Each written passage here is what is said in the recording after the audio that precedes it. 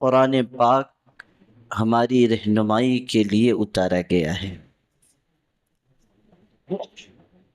حالات چاہے جیسے بھی ہوں، قرآن پاک ہمیں راستہ دکھاتا ہے۔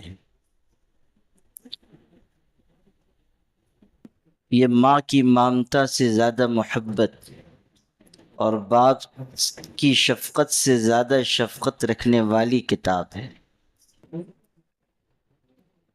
جس طرح ماں باپ اپنی اولاد کو انگلی پکڑ کر چلاتے ہیں، قرآن مجید بھی اپنے ماننے والوں کو اور اس سے ہدایت حاصل کرنے والوں کو انگلی پکڑ کر چلنا سکھاتا ہے۔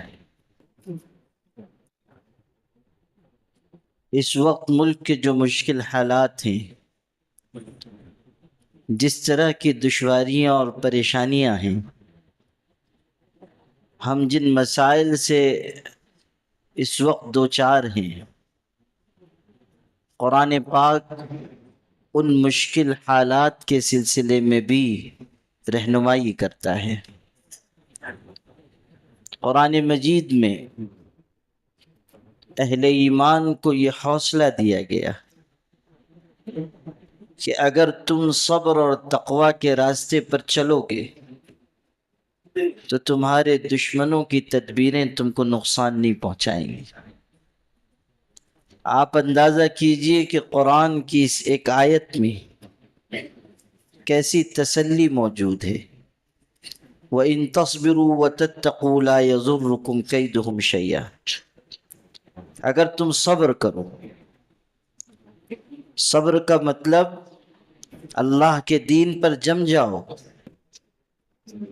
اللہ تعالیٰ کے احکامات کی تعمیل کرو، خوف اور ہراس کی وجہ سے قدم پیچھے نہ ہٹاؤ۔ آپ دیکھیں کہ اس وقت خوف کی شدت کی وجہ سے کتنے علاقے ایسے ہیں جہاں لوگ اپنے قدم پیچھے ہٹا رہے ہیں۔ 168 سالہ پرانی مسجد تھی، دباؤ بنایا گیا، مسلمانوں نے خود اپنے ہاتھ سے اس کو گرا دیا۔ ابھی قریب میں مہاراشٹر ہی کے ایک مشہور شہر میں گیا، معلوم ہوا کہ پچھلے 2 مہینے کی مدت میں 2 مسجدیں ایسی ہیں جن کو مسلمانوں نے خود اپنے ہاتھ سے منہدم کر دیا۔ ایک خوف کا ماحول بنایا گیا اور انہوں نے قدم پیچھے ہٹا لیے۔ قرآن پاک بتا رہا ہے کہ مشکل حالات میں اللہ کے دین پر جمنا ہوگا، عقیدے کے سلسلے میں، دین کے سلسلے میں، اللہ کے احکامات کے سلسلے میں کوئی مصالحت نہیں ہے۔ آپ دیکھیں نبی کریم صلی اللہ علیہ وسلم کے کتنے قریبی رشتہ دار ایسے ہیں جنہوں نے دین کی مخالفت کا اور دین کی راہ میں رکاوٹ ڈالنے کا سلسلہ شروع کیا، تو واضح کر دیا گیا کہ حضور کی قرابت، رشتہ داری ان کو اللہ کے عذاب سے بچائے گی نہیں۔ دین کے معاملے میں، عقیدے کے معاملے میں کوئی مصالحت نہیں۔ قرآن میں مذمت کی صورت آئی ہے ابو لہب کے بارے میں۔ ابو لہب کون تھا؟ حضور نبی کریم صلی اللہ علیہ وسلم کا چچا ہے، کتنی قریبی رشتہ داری ہے، لیکن دین کے سلسلے میں مخالفت، دین کی راہ میں رکاوٹ ڈالنا، دین کو نقصان پہنچانا، یہ کسی طرح قابل قبول نہیں۔ چاہے کوئی ہو، دین اور عقیدے کے سلسلے میں کوئی رعایت نہیں کی جا سکتی۔ قرآن پاک میں ان ایمان والوں کی تعریف آئی کہ جو رشتہ داری پر، ایمان کے رشتے کو، خون کی رشتہ داری پر ایمان کے رشتے کو ترجیح دیتے ہیں۔ لا تجد قوما یؤمنون باللہ والیوم الآخر یوادون من حاد اللہ ورسولہ. ارشاد ہوا کہ وہ لوگ جن کے اندر پختہ ایمان ہے تم کبھی نہیں دیکھو گے کہ وہ اللہ اور اس کے رسول کے دشمنوں سے دوستی کریں، چاہے وہ ان کے ماں باپ ہی کیوں نہ ہو، ان کی اولاد ہی کیوں نہ ہو، ان کی بیویاں، ان کے خاندان کے لوگ ہی کیوں نہ ہو. اگر اللہ اس کے رسول کی مخالفت میں وہ کھڑے ہیں تو پھر خون کے رشتے کو بھلا دیا جائے گا اور ایمان کے رشتے کو زندہ رکھا جائے گا. سیدنا ابو بکر صدیق رضی اللہ عنہ کے بارے میں آپ پڑھیے، ان کے ایک صاحبزادے بعد میں ایمان لائے. ایک جنگ میں دونوں کا آمنا سامنا ہو گیا، سامنے باپ ہے اور بیٹے کی تلوار کی زد پر ہے، لیکن بیٹے نے خیال کیا کہ میرے والد ہیں، تلوار جھکا لی اور دوسری طرف چلا گیا. بعد میں وہ مومن ہو گئے. ایک موقع پر انہوں نے ذکر کیا کہ فلاں جنگ کے موقع پر آپ میری تلوار کی زد پر تھے، میں چاہتا تو آپ کو قتل کر دیتا، لیکن میں نے آپ کے باپ ہونے کا خیال کیا. سیدنا ابو بکر صدیق نے کہا کہ تم نے اس کی رعایت کی، لیکن اگر تم میری تلوار کی زد پر کفر کی حالت میں آ جاتے تو میں تم کو قتل کر دیتا. میں رعایت نہیں کرتا، اس لیے کہ تم اپنے کفر میں کچے تھے، میں اپنے ایمان میں پکا ہوں. آپ اندازہ کیجئے کہ یہ کیسی ایمانی غیرت ہے، یہ کیسی ایمانی حمیت ہے. قرآن پاک میں آپ صحابہ کے تذکرے میں پڑھیے، اشداء علی الکفار رحماء بینہم، آپس میں تو رحم دلی ہے لیکن دین کے دشمنوں کے سلسلے میں نہایت باغیرت ہے. انسان کے اندر غیرت اور حمیت ہونی چاہیے، ایمان اور عقیدے سے مضبوط وابستگی ہونی چاہیے. کسی بھی مرحلے میں ہم اپنی ملت کا، اپنے دین کا، اپنے ایمان کا سودا نہ کریں. دنیا کی فانی لذتوں کو آخرت کی باقی نعمتوں پر ترجیح نہ دیں. کہا گیا وَإِن تَصْبِرُوا، اگر تم جم جاؤ گے اور اللہ سے ڈرتے رہو گے تو دشمنوں کی تدبیریں تم کو نقصان نہیں پہنچائیں گی. اگر آج حالات کے دباؤ میں ہم ایمانیات سے پیچھے ہٹنے لگ جائیں، شاعر اللہ کے بارے میں مصالحت کرنے لگ جائیں، اگر ہم وقتی مصلحتوں کی وجہ سے دشمنان دین کے سلسلے میں نرمی کا رویہ اختیار کریں، تو یاد رکھیے گا نہ دنیا ہمارے ہاتھ آئے گی نہ آخرت ہمارے ہاتھ آئے گی. خسرت دنیا والآخرہ، دنیا آخرت دونوں کا ہم نقصان کریں گے. قرآن پاک بتا رہا ہے کہ تم اپنے اندر ایمانی حمیت پیدا کرو، اپنے اندر بہترین صفات پیدا کرو. حالات آتے ہیں، مشکلات آتی ہیں، دشواریاں آتی ہیں، لیکن جو لوگ ثابت قدم رہتے ہیں کامیابی ان کے قدم چومتی ہے. آپ نے نہیں دیکھا کہ مٹھی بھر لوگوں کو دنیا کی ظالم اور استبدادی قوتوں نے نشانہ بنایا، ساری ظالم قوتیں متحد ہو گئیں، عیسائیوں کا سرمایہ اور یہودیوں کی ذہانت دونوں فلسطینیوں کے مقابلے میں استعمال ہوئے.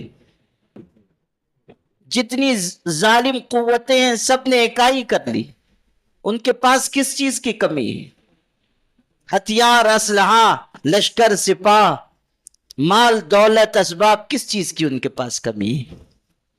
یقیناً وہ مشکل حالات سے گزرے، شہادتیں ہوئیں، مکانات گرائے گئے. پچھلا رمضان عالم اسلام کے لوگ روزہ رکھ رہے ہیں، افطار کر رہے ہیں، سحری کر رہے ہیں، اور وہاں کے لوگ بغیر افطار اور سحری کے روزہ رکھ رہے ہیں. ہر وقت ان کو یہ خوف ستا رہا ہے کہ کس وقت کیا صورتحال پیش آ جائے. ہم ساز و سامان کی خریداری میں لگے ہوئے ہیں، وہاں کے لوگ اپنے بچوں کی لاشیں اٹھا رہے ہیں. ایک ایک قبر میں پورے پورے خاندان کو لٹایا جا رہا ہے. یہ گزرے ہوئے رمضان ہی کی تو روداد ہے. عید کے موقع پر جب مسلمانان عالم اپنی بچیوں کے لیے بازار سے چوڑیاں خرید رہے تھے تو کتنے فلسطینی باپ ایسے تھے جو اپنی بچیوں کے کٹے ہوئے ہاتھ اور پیر ملبے میں سے اٹھا رہے تھے.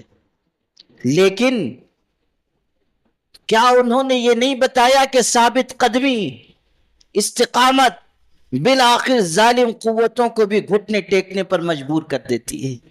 کیا آج دنیا یہ نہیں دیکھ رہی ہے کہ بالآخر حالات ان کے حق میں سازگار ہوئے؟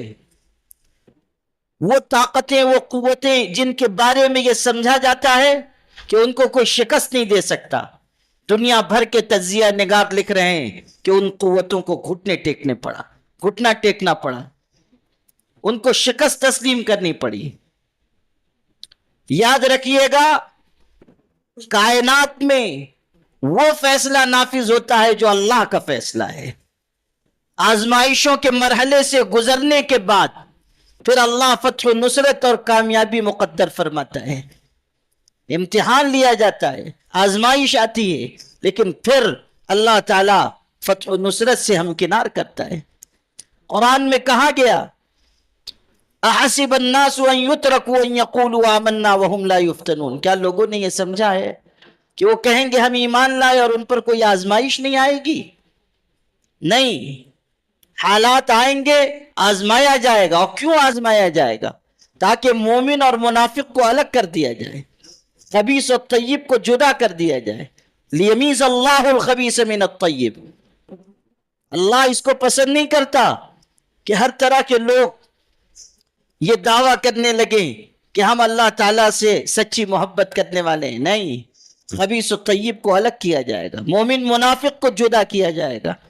تو حالات آتے ہیں تاکہ انسانوں کو آزمایا جائے، اور پھر جو آزمائش میں کھرے اترتے ہیں اللہ ان کو دنیا میں اور آخرت میں عزت سے نوازتا ہے.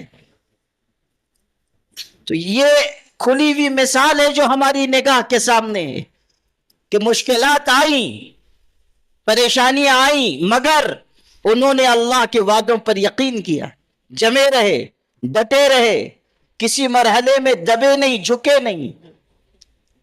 وہ بولی بولتے رہے جو ایمان والوں کو بولنی چاہیے کہ ہم کسی بھی قیمت پر اپنی مسجد، اللہ تعالیٰ کا گھر اور اپنا وطن ظالم طاقتوں کے حوالے نہیں کریں گے.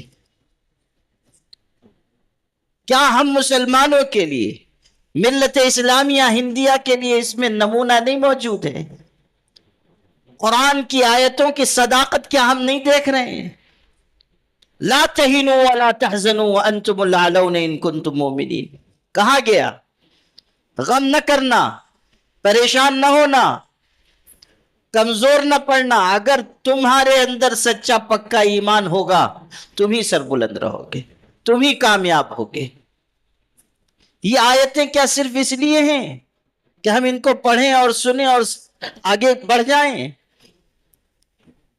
اس وقت جو حالات ملک میں ہیں، اگر ہم یہ چاہتے ہیں کہ ان حالات میں ہم سرخرو رہیں تو ہم کو بھی اپنے اندر ایمانی کردار پیدا کرنا ہوگا. خوف و ہراس سے الگ ہٹ کر ہمیں ایمان و یقین کے ساتھ آگے بڑھنا ہوگا.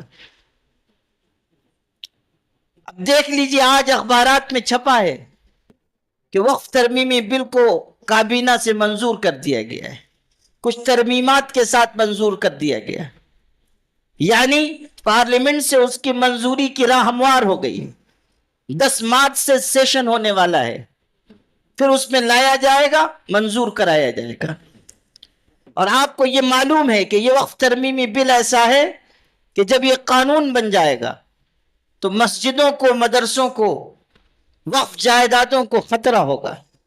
کہیں کسی وقت کوئی کارروائی ہوگی. لاکھوں ایکڑ ہماری جو وقف جائیدادیں ہیں ان کو خطرہ درپیش ہوگا. اور یہ صرف ایک قانون نہیں ہے، اس کی وجہ سے بہت سارے معاملات و مسائل ہمارے الجھ جائیں گے. مساجد قائم کرنے میں آئندہ دشواری پیش آئے گی، نئی وقف جائیدادیں اللہ کی راہ میں دینے میں دشواریاں پیش آئیں گی، مگر افسوس کہ ہم جس طرح اس ملک میں رہ رہے ہیں کہ ہم اپنے عافیت گاہوں میں رہیں، ملی مسائل سے ہم پوری طرح متفکر نہ ہو، ان کے بارے میں فکر مند نہ ہو، اس طرح کبھی ہم اس ملک میں سر اٹھا کر نہیں جی سکیں گے۔ آپ نے دیکھا کسانوں کا مسئلہ آیا، کیا ان کی ایسی صورتحال تھی کہ وہ کاسے گدائی لے کر یہاں وہاں بھٹکتے پھریں؟ نہیں، لیکن انہوں نے یہ محسوس کیا کہ اگر یہ قانون ہم پر آ گیا، جو زرعی قانون بنایا حکومت نے، اگر یہ ہم پر مسلط ہو گیا تو ہماری روزی خطرے میں پڑ جائے گی۔ ان کی روزی کا مسئلہ تھا، یوں کہہ لیجئے کسی درجے میں ان کی جان کا مسئلہ تھا، لیکن انہوں نے اس سلسلے میں اس طرح قربانیاں دی، دشواریوں کے مرحلے سے گزرے کہ بالآخر ان زرعی قوانین کے سلسلے میں حکومت کو جھکنا پڑا۔ ان کی جان کا مسئلہ تھا، یہاں تو ہمارے دین و ایمان کا مسئلہ ہے۔ اس کے باوجود اگر ہم متفکر نہیں ہو رہے ہیں، اس کے باوجود اگر ہمارے کانوں پر جوں نہیں رینگ رہی ہے، تو یہ خطرناک چیز ہے۔ قوموں کی زندگی میں حالات آتے ہیں اور قربانیاں دینی ہوتی ہیں۔ میں نے شروع میں قرآن کی آیت بھی پڑھی تھی، اور قرآن جو رہنمائی کرتا ہے اس کا ایک حصہ اس میں موجود ہے۔ آپ نے یہ مشہور واقعہ بار بار سنا ہوگا کہ حضرت سلیمان کا لشکر آ رہا تھا، چونٹی نے کہا، سردار چونٹی تھی، اس نے کہا بلوں میں گھس جاؤ ورنہ سلیمان اور ان کا لشکر تم کو رون کر گزر جائیں گے۔ کیا آپ نے یہ سمجھا کہ صرف یہ ایک واقعہ ہے؟ نہیں، بتایا گیا کہ جس پر قیادت کی ذمہ داری ہو اس کو ہمیشہ چوکنا رہنا چاہیے۔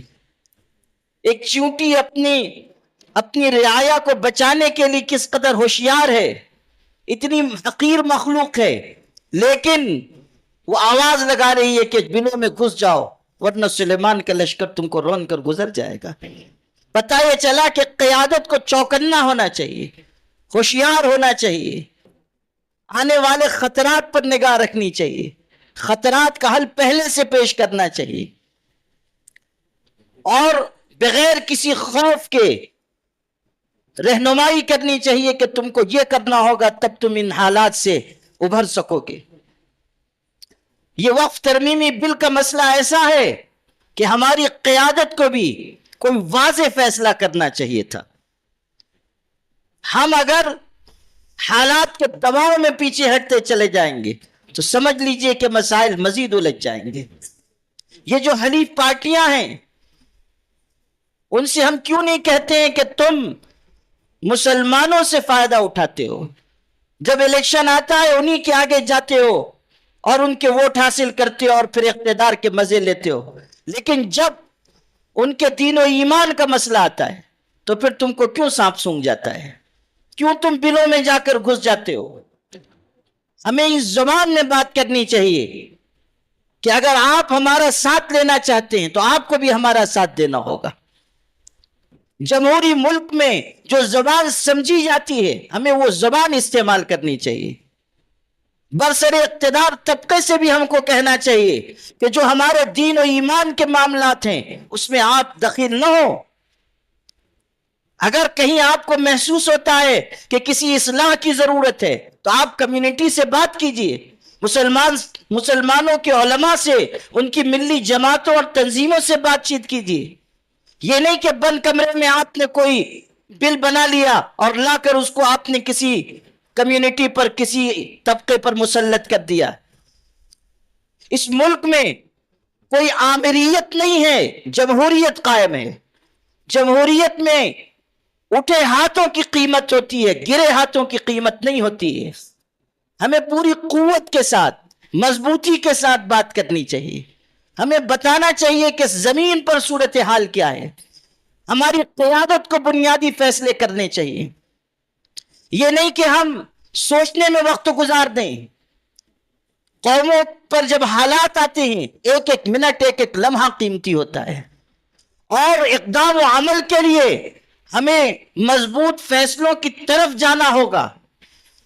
آپ دیکھیے نبی کریم صلی اللہ علیہ وسلم نے مشکل حالات میں کیسے بڑے فیصلے لیے۔ خطرات آج سے زیادہ اس وقت تھے، لیکن بڑے فیصلے لیے گئے، ان پر عمل کیا گیا، قربانیاں دی گئیں، نتیجہ یہ ہوا کہ اللہ نے ملت کو سرفراز فرمایا۔ اسی ملک کی آپ تاریخ پڑھیے کہ جب ملت پر حالات آئے، بڑوں اور بزرگوں نے اقدام و عمل کا راستہ اپنایا، لوگوں نے اس راستے پر چل کر قربانی دی، اللہ نے اس کے بہترین نتائج ظاہر فرمائے۔ ایسا نہیں ہے کہ کوئی مشکل آ گئی ہے تو اب وہ قیامت تک حل نہیں ہو سکتی ہے، نہیں، مشکلیں نیست کہ آسان نشود، مت باید کے ہراساں نشود۔ کوئی مشکل ایسی نہیں ہے جو حکمت و تدبیر سے حل نہ ہو۔ انسان کو جواں مرد ہونا چاہیے کہ وہ حالات کے اوپر نگاہ رکھ کر اس کے مقابلے کے لیے آگے آئے۔ یہ ہمارا ملک ہے، ہمیں اس ملک سے محبت ہے۔ اس ملک میں اگر اس ملک کے بسنے والے اگر غیر مطمئن ہوں گے، ملک کا نقصان ہوگا۔ ہم بار بار کہہ چکے کہ ملک کو امن و امان کی اور محبت کی ضرورت ہے، ہمیں سب کو ساتھ لے کر چلنا ہوگا۔ یقیناً نفرت کے مقابلے میں ہمیں محبت کا پیغام دینا ہوگا، یقیناً، لیکن اس کا یہ مطلب ہے کہ آپ دین و ایمان کے سلسلے میں ہم کو دباتے چلے جائیں، آپ احکامات شریعت پر عمل کو مشکل بنائیں، یونیفارم سول کوڈ کا آپ نعرہ دیں اور پھر اس کو لاگو کرنے کی کوششیں کریں، اور مسلمانوں کا حال یہ ہو کہ وہ اپنی عافیت گاہوں میں رہیں اور ان کو اس کی کوئی پرواہ نہ ہو کہ حالات کس طرف جا رہے ہیں۔ میرے بھائیوں، ہم اپنے اندر وہ کیفیت پیدا کریں جو قرآن پیدا کرنا چاہتا ہے۔ قرآن نے کہا یا ایھا الذین آمنوا اصبروا وصابروا ورابطوا واتقوا اللہ لعلکم تفلحون۔ اے ایمان والو، جم جاؤ، دوسروں کو بھی جمنے کی نصیحت کرو اور چوکنے رہو اور اللہ سے ڈرتے رہو تاکہ کامیاب ہو جاؤ۔ وآخر دعوانا الحمد للہ رب العالمین۔